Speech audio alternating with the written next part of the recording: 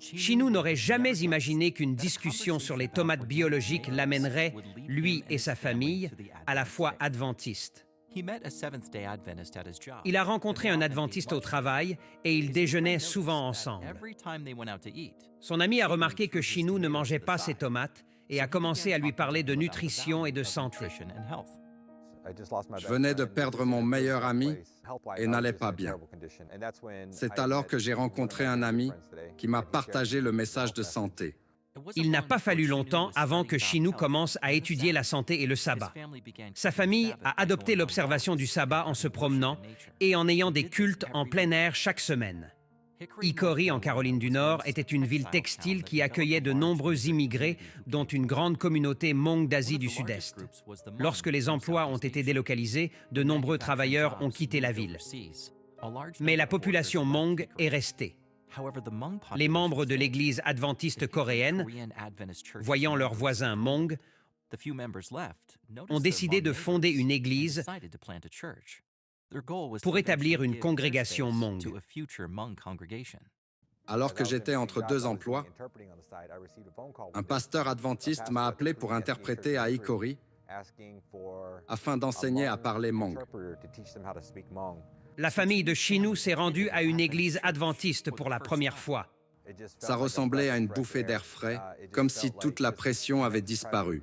Et mon esprit était libre lors de notre première adoration. Même les membres de l'Église coréenne qui étaient là, leur caractère reflétait le Christ parce qu'ils étaient si amicaux, si gentils et accueillants que nous avions l'impression d'être chez nous. On avait l'impression que c'était juste. C'était là où notre famille devait être. La famille avait toujours été active dans une autre église. Elle a continué à se rendre aux deux églises pendant un certain temps. Finalement, Chinu et Gina étaient perturbés. Nous avions beaucoup de connexions, beaucoup d'amis, et nous étions les responsables d'un petit groupe, et nous ne voulions pas les laisser tomber. Chinu et Gina ont prié avec ferveur que Dieu leur révèle quelle église fréquenter. La première chose que nous avons dite était que si quelqu'un nous demande un jour de choisir entre l'un ou l'autre, cela nous indiquerait où nous devrions être. Le lendemain, leur ancien pasteur leur a demandé de se dépêcher et de revenir à temps plein à l'église. Nous nous sommes regardés et avons dit « Merci Seigneur pour la réponse ». Les anciens de l'Église coréenne croient que Dieu les appelle à implanter une église et ils s'engagent à soutenir de toutes les manières possibles. Daniel Kim, un ingénieur électricien récemment à la retraite, et sa femme Myung ont déménagé en Géorgie pour s'occuper de ses parents. Mais ils conduisent 6 à 7 heures chaque sabbat pour soutenir l'implantation de l'église Hmong. Nous avons l'impression de faire partie de quelque chose d'important.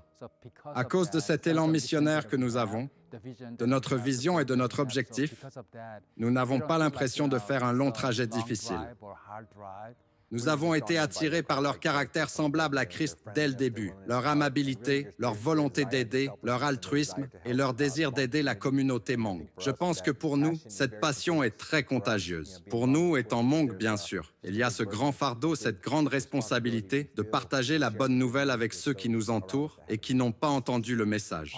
Tous les enfants de Chinu et Gina jouent un rôle dans l'église. Tout le monde est impliqué, que ce soit en aidant à enseigner l'école du sabbat pour les enfants ou en gérant le système audiovisuel. Même Cadence, la plus jeune, éteint les lumières pour regarder les Mission Spotlights et les rallume ensuite. Il reste encore beaucoup à faire pour cette implantation de l'église Hmong à Hickory. Nous vous invitons à prier alors que le travail se poursuit.